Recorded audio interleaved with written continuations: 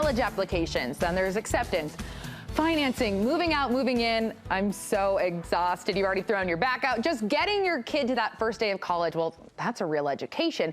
But as you'll find out, it's only the beginning. The adjustment to college life is oh so real. So today we're talking about how to make it through in an emotionally, physically, and mentally healthy way, and that is so important. I'm joined by Dr. Tom Golightly with Brigham Young University, who has some on-the-ground advice for parents. It's like the build-up, and then they get there, you let them go, but it's just hard. It is really difficult, you know. It's really personal to me this year. Is it? You know, I have a senior in high school, and so I'm so excited, and I can't wait for him to see what he does, and I'm scared to death. I'm nervous, and so that mix of emotion is really difficult.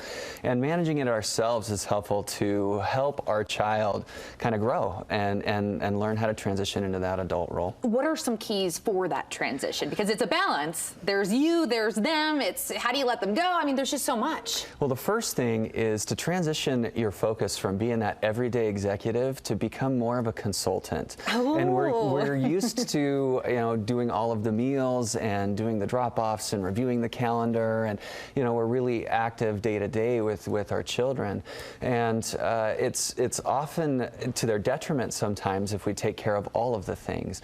And so moving into more of a place where when you're called upon you can give suggestion, but helping them take some ownership and responsibility. And hint, you've got to do that while they're at home a little bit. So helping them take responsibility for some of those things like college applications, right, start job earlier. applications, exactly. And I've had a lot of clients that will come into my office their freshman year and say, oh, my parents did all of this for me. I didn't even fill out my college application.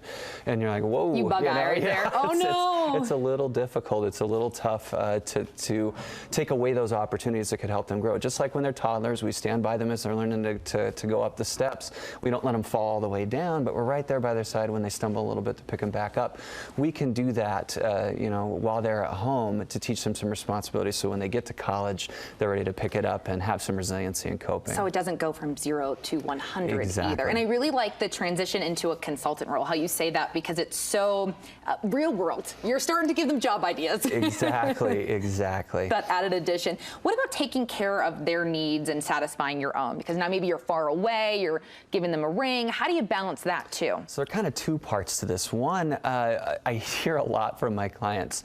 My mom or my dad is calling 3 times a day. They're so worried about me. And you know what? I've got a lot that I'm worried about. I'm tired of taking care of their worry about me.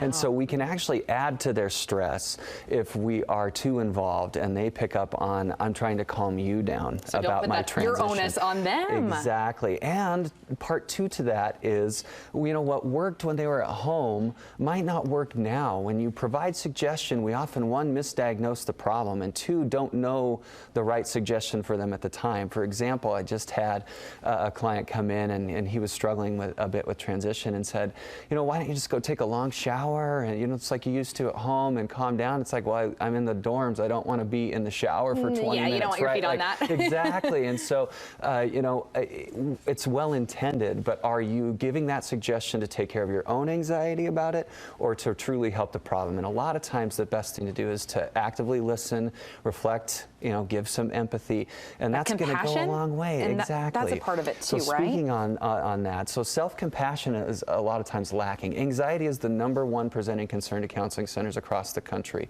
and a lot of that anxiety stems from not being able to give yourself space to make mistakes. It's that need for high achievement, the comparison, whether that's social media comparison or classmates that are comparing.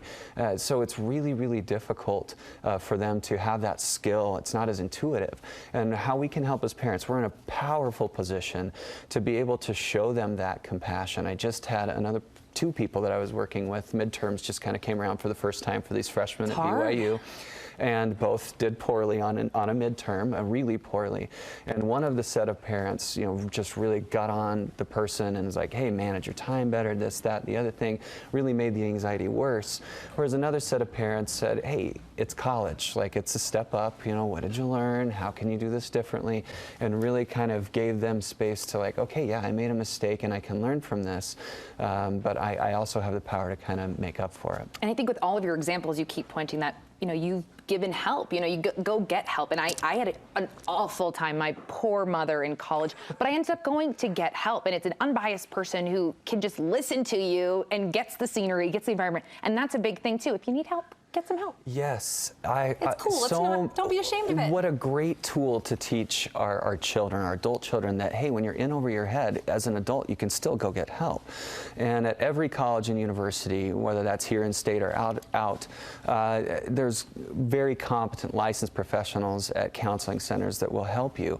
Now, if you see your child or hear your child kind of complaining about sleep disturbance, appetite, over worry, I don't have time for myself, low self-esteem, low mood. If you see that for 2 or 3 weeks in a row, go ahead and suggest, hey, why don't you go into the counseling center and talk about the transition? Because it's not as intuitive as we remember it to be.